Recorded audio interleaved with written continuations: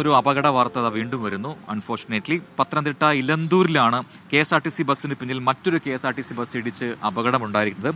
ശബരിമല തീർത്ഥാടകരാണ് ഇരു വാഹനങ്ങളും ഉണ്ടായിരുന്നത്. ആർക്കും ഗുരുതരമായി പരിക്കില്ല എന്നതാണ് ആശ്വാസ വാർത്തയാവുന്നത്.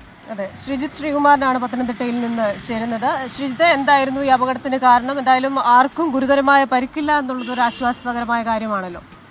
ഇല്ല ഹുസൈൻ, ആർക്കും ഗുരുതരമായ പരിക്കില്ല. അല്പസമയം മുമ്പ് ഏതാണ്ട് 6 മണിയോടുകൂടിയാണ് ഈ ഒരു അപകടം നടന്നതെന്നാണ് ദൃക്സാക്ഷികൾ പറയുന്നത്. പാലച്ചുവട് ജംഗ്ഷനാണ്. ആ മേഖലയിൽ ഒരു വാഹനം ഇറക്കി പമ്പയിലേക്ക് പോവുകയായിരുന്ന KSRTC ബസ്സുകളാണ് ആളുകളെ കയറ്റുകയായിരുന്നു. ആ സമയത്താണ് പുറകിൽ മറ്റൊരു സൂപ്പർഫാസ്റ്റ് KSRTC ബസ് വന്ന് ഇടിക്കുന്നത്.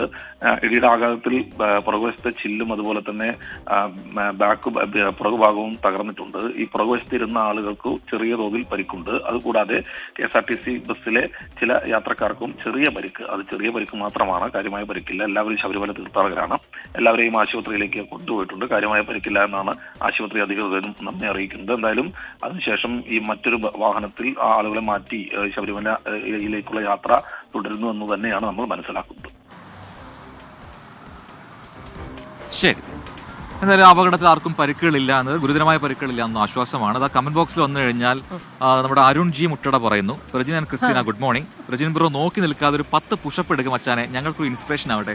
അത് വേണം മച്ചാനെ, എനിക്കും ഇൻസ്പിറേഷൻ ആണ്. അപ്പൊ നമ്മുടെ പുഷപ്പ് എടുത്തു കഴിഞ്ഞാൽ എനിക്ക് വാർത്തകൾ നിങ്ങൾക്ക് എത്തിക്കാൻ പറ്റില്ല, അതാണ് പ്രശ്നം. പുഷപ്പ് കുറച്ചിട്ട് എടുക്കാം. പുഷപ്പ് വാർത്ത ഒന്നിച്ചു പോകണം പ്രജന, അത് പ്രാക്ടീസ് ചെയ്യാം.